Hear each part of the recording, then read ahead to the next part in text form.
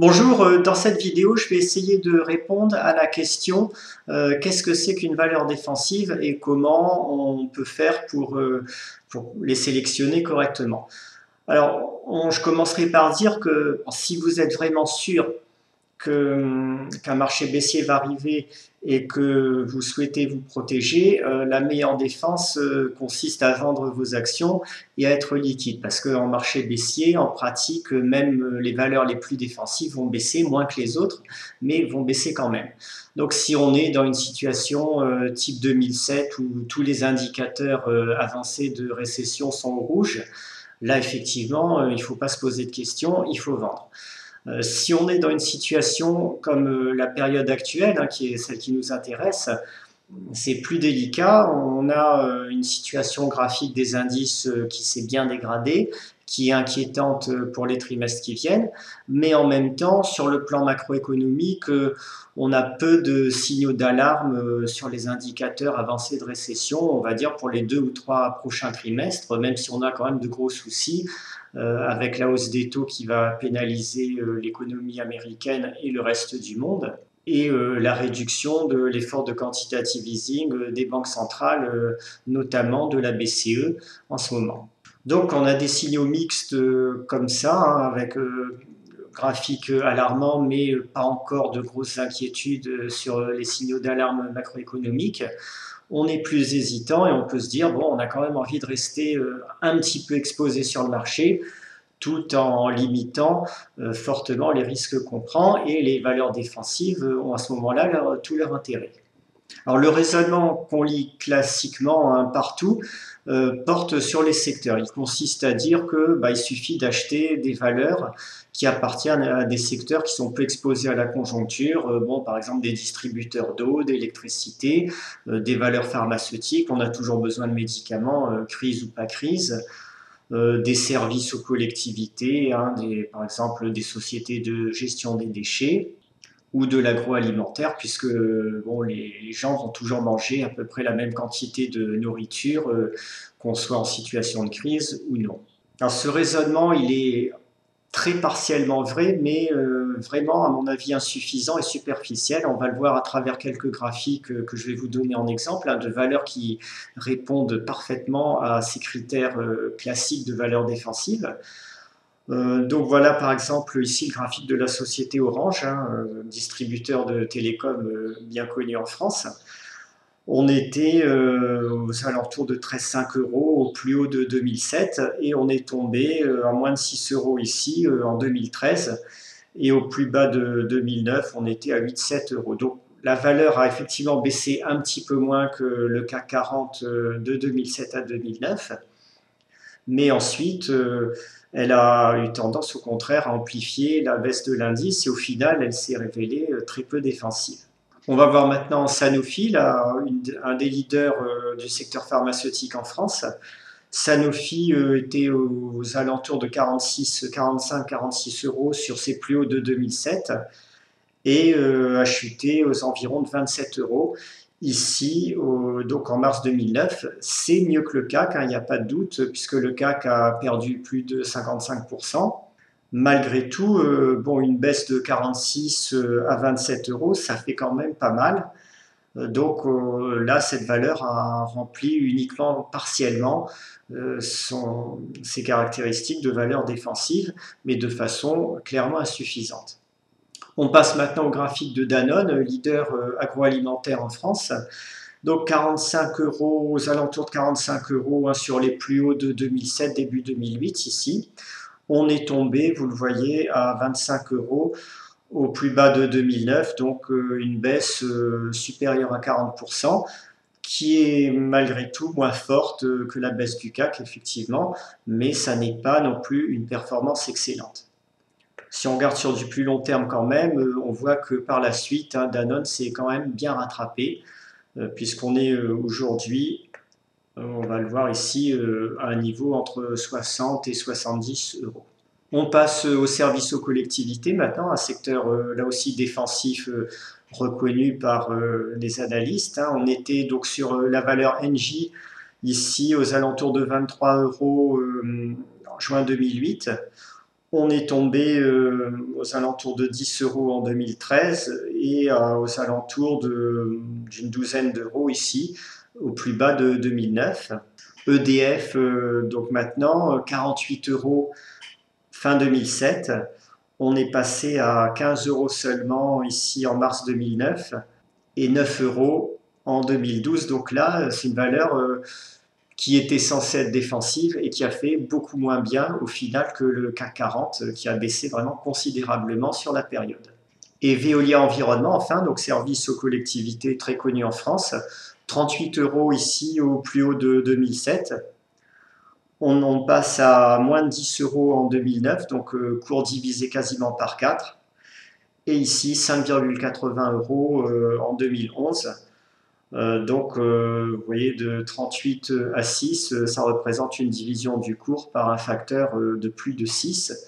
Donc là, c'est une valeur qui était censée être défensive en théorie et qui s'est montrée bien plus dangereuse que les valeurs moyennes du CAC 40. Donc dans cette revue, vous voyez que le raisonnement qui porte sur les secteurs, il est vraiment très insuffisant. Il y a effectivement quelques valeurs qui s'en tirent un petit peu mieux que les autres, hein. On a notamment Danone et Sanofi, mais beaucoup de valeurs aussi qui chutent plus que le CAC et qui ne remplissent pas du tout leur fonction de valeur défensive comme on aurait pu l'espérer si on s'en tient aux critères de sélection qui portent sur le secteur d'activité. Donc moi, en tant qu'investisseur dans la valeur, en fait, les raisonnements qui portent sur les secteurs ou sur les perspectives futures d'une valeur m'intéressent au final assez peu.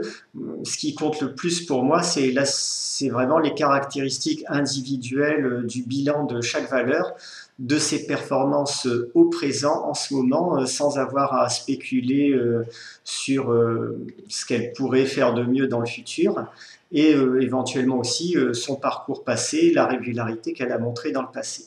Si on raisonne comme ça, à mon avis c'est mieux, hein, valeur par valeur, il y a deux caractéristiques essentielles qui vont vous permettre de rendre une valeur défensive en situation de baisse. Alors, ces deux caractéristiques que je retiens, que j'étudie tout le temps hein, dans mes sélections de valeurs, c'est l'actif net liquide. Donc l'actif net liquide, ça va être la trésorerie, les stocks, les créances d'une valeur, c'est-à-dire des actifs qui peuvent être vendus très rapidement, immédiatement, moins le total des dettes de la valeur. Donc on a des ratios ensuite hein, qui permettent de comparer cet actif net liquide à la capitalisation. Évidemment, plus le ratio entre les deux va être important, mieux ce sera.